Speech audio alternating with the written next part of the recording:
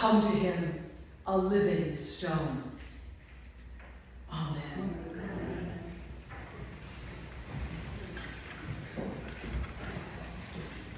Last Sunday we talked about gates. Remember that? On Good Shepherd Sunday, Jesus said, I am the gate.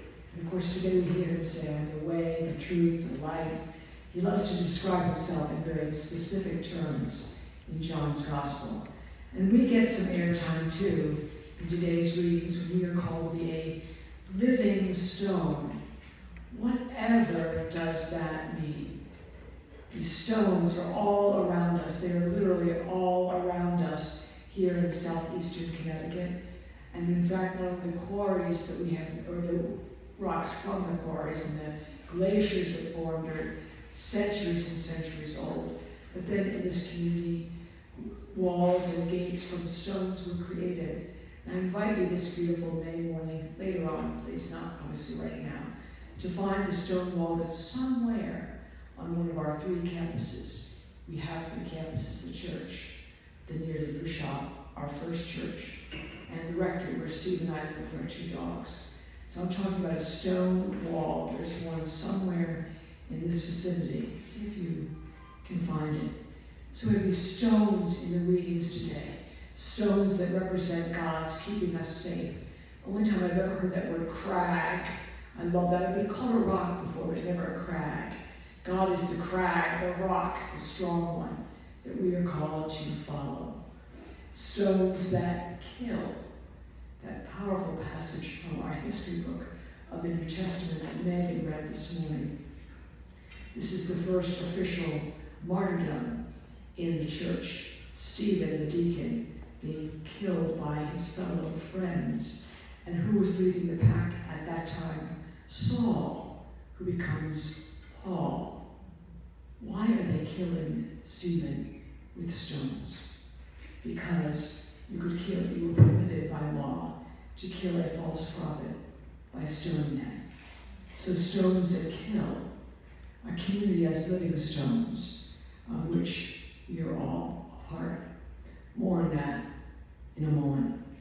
So in addition to all these stones imagery, I grew up loving stones and rocks. My father was a geologist, and he would take us on tours of the community to teach us about the importance of rocks in shaping who we are. At first, I didn't get it at all. Like, how am I like a rock? That was long before the song, I'm a rock, I'm an island. Except, don't be an island. It's okay to be a rock, but not an island. He would take us specifically the annual pilgrimage, if you were, to Gettysburg and show us how the rock formations at that critical battleground formed the outcome of the battle itself. Very interesting. So not only in our religious history, both Christians and Jews, are stones and rocks that describe who we are in our faith, but in our history as a nation, rocks and stones play a very important part. So 2 other things about stones, and I will get to the living stones, which is where I'm heading. So this is all the build-up to be a living stone. So we talked about stones last week forming gates and passages and sheepfolds, and how stones keep us safe by being inside the pasture in the case of sheep. But also, if you're like us up at the rectory, stones can keep your dogs safe from getting out of the path, out of the yard. So stones, one more passage on stones before I get to the living stones. On Palm Sunday, we heard Jesus say to the crowd, I tell you, if these people keep quiet, even the stones will shout. The importance of stones reminding us to speak out, to be a witness, which is where we're headed in that passage that Alden read. So what does it mean to be a living stone? When the author of the passage for today from 1 Peter writes, you are a chosen race, a royal priesthood, a holy nation. Like, wow, I am somebody. He is addressing the people living in the northwest corner of Asia Minor, far off the grid of Roman power at the time of Jesus. They were viewed as sort of a country, backward folk, and they were subject to meeting prejudice and occasional persecution. Mostly, they were simply forgotten. They lived way out there. No social standing, they were deemed unworthy of the Roman government of defending. It is to these people that today's epistle proclaims such lofty praises. You are somebody. You're a living stone, a royal priesthood, a holy nation. The author isn't stretching the truth. He's saying, you as a follower of Jesus are somebody. You count. You matter. You are God's people. He's referring specifically to the heritage they share by being a follower of Jesus, the living stone, the rejected stone, as we also heard in that powerful epistle. In the book, In the Doors of the Sea, Where Was God in the Tsunami? David Bentley Hart counsels that Christians should learn to see two realities at once. We see the world as we all know it, with all its beauty and terror, with all its loveliness and warfare, with all its grandeur and dreariness, with all its life and death and delight and anguish. Yet we also need to see, writes Hart, the world in its first and ultimate truth, an endless sea of glory, radiant in the beauty of God in every part. And for those of us who were here for the Griswold Forum, presented by our own Elizabeth Kaiser of the Connecticut River Museum, the river is such an example of that ultimate and first glory, showing the beauty of God in every part. So we need to hold these two realities at the same time, who we are in our beauty and terror and God's world.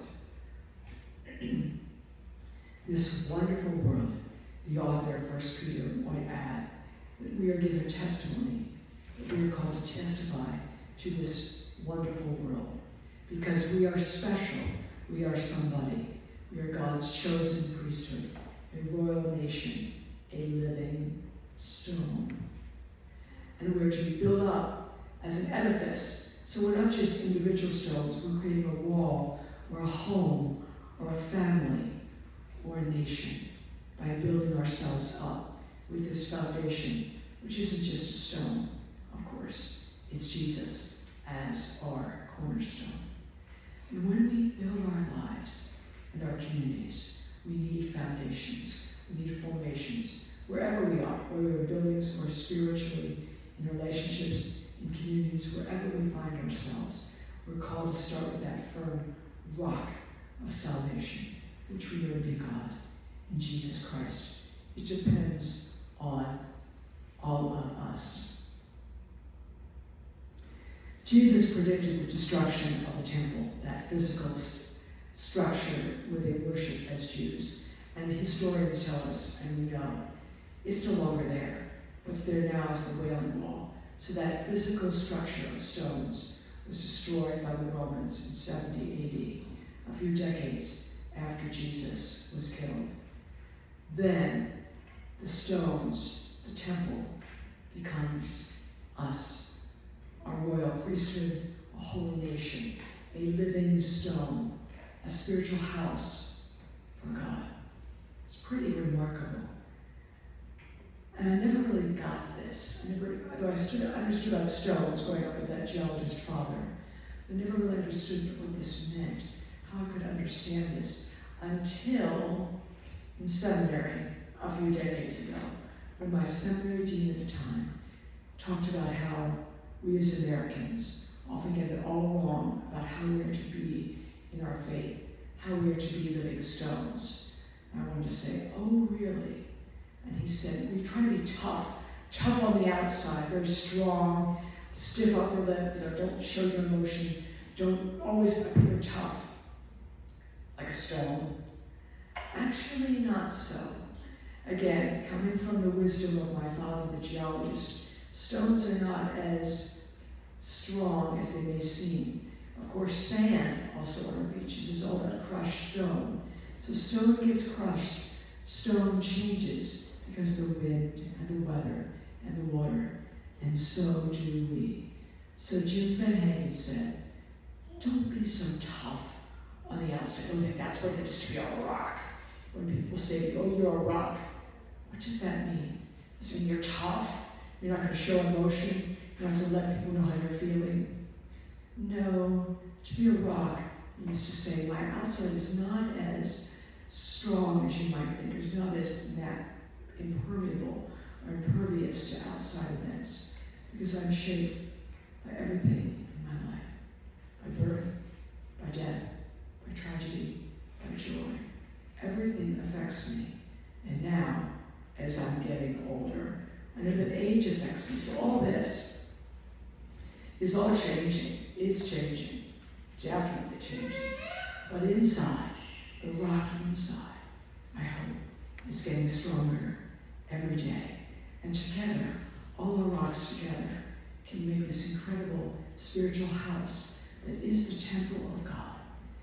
So we, I believe, as living stones, are meant to live our life from the inside out. That we're to have a solid core, and the exterior, whatever we look like or whatever we appear, is all secondary to this incredible core of faith, of courage, of love, with Jesus as our truth, our way, our guide, our cornerstone.